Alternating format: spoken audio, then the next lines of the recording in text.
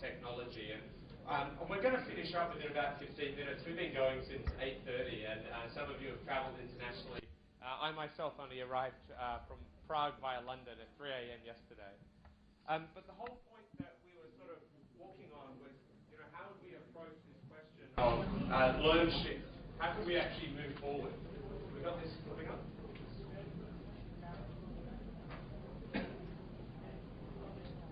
And we said that we would attack this around three big problems. The big problem of technology was the last one. But in the middle, the problem of equity.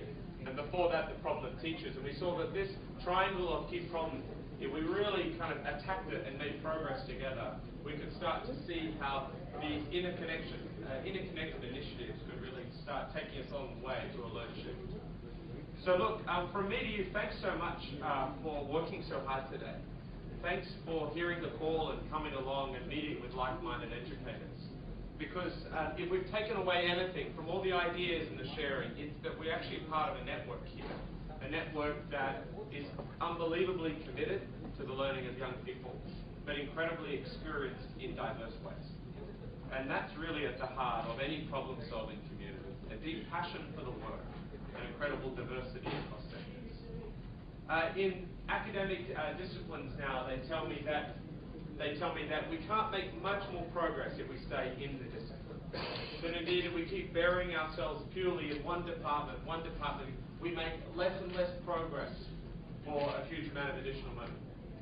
But it's in the cross sectors, it's in the new emerging technology areas that bring in biochemistry and molecular chemistry and technology all in the one department, bang, then you get a breakthrough.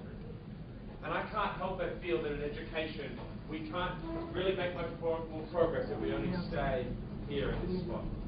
And what we're finding together is we're starting to move across the cross-section, trying to find new answers because we're working together on these solutions. So we said from the start that we designed for learning. We'd learn the global lessons, but in the end, India's got to find its own path, building on the great things that are already happening, but then finding new trajectories of improvement through the innovators amongst us. And we attacked our first question on teachers, our second on equity, and lastly this afternoon exploring technology. So it's all to say that this is only the start for the work to happen, right?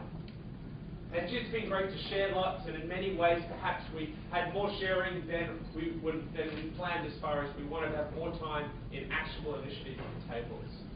But what you're meant to do is walk out of a great day of learning with a full head and a long to-do list. And I hope, colleagues, that that's where you're at right now. That you're mentally exhausted, but it's a good exhausted, because we've worked hard on questions that matter. And so what we will do from an organisation perspective is encourage you to really take rapid action. And it's quite hard to see. I'm not sure why that hasn't come up, but I'll fix it in a moment. As we're around together now, many of you are going to join us for dinner, which I'm greatly looking forward to. Some of you I know need to travel elsewhere. But for the next half an hour, as you're here or maybe take a walk, what we're going to do is just start to talk together about, well, what next? What are the actionable initiatives? What are the recommendations we want to make to the policy people amongst us or connected to our network? What are they already doing well that needs to be scaled further? And what might need changing in order for us to get a learn shift? What's the role of the private sector? What areas and ideas need a focus and attention from investors, for-profit or social investors?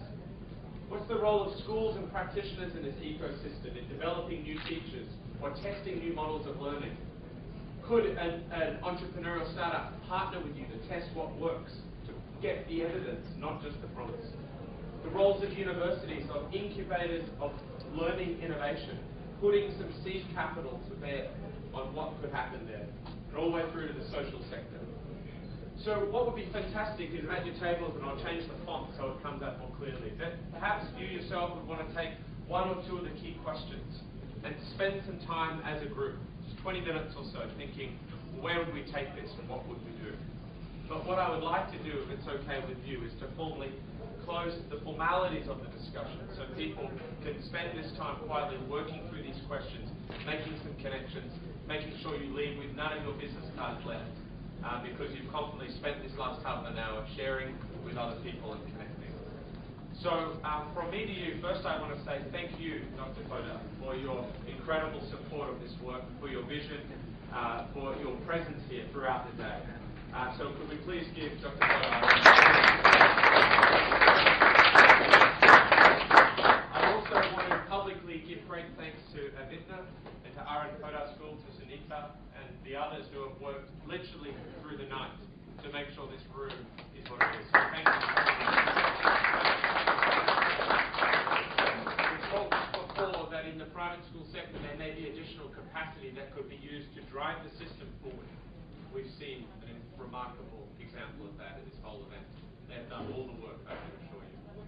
To all our contributors from the front or from the floor, but particularly those who presented, who prepared, and who put up with our nonsense of only being 7 minutes. Can we give them a warm, warm round? It was difficult, we got through a lot, but I hope you can all see now it was worth it, that we might have diversity of perspectives, of case studies and ideas. And so with that, I'd just like to thank all of you for coming from Delhi, coming from afar, for making an act of faith in many ways, to get on a plane, jump in a car, perhaps on a train, and to come here because you thought perhaps there would be a gathering that would be worth your day. I know you're all busy people. I know you've all got lots of things to do. And it's a great honor to me that you would hear this call and say, I'll come, I'll contribute, I'll connect, because there's work to be done and I can't do it on my own. And I can't work in my sector or my silo anymore. And maybe in this network, we can start to do that very special work of radical innovation for learning. So thanks so much for your work you've done today. And I can't wait to come back and visit your school, visit your community, and learn more about what's happening in the learning in India. Thanks so much.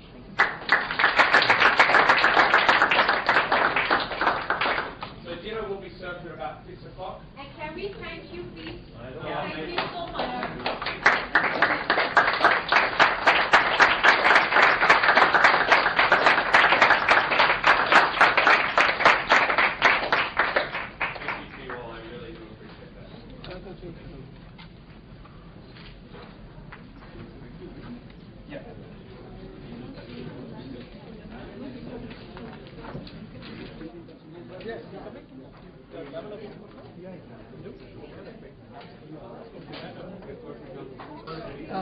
The room that's Maple, which is opposite to this room.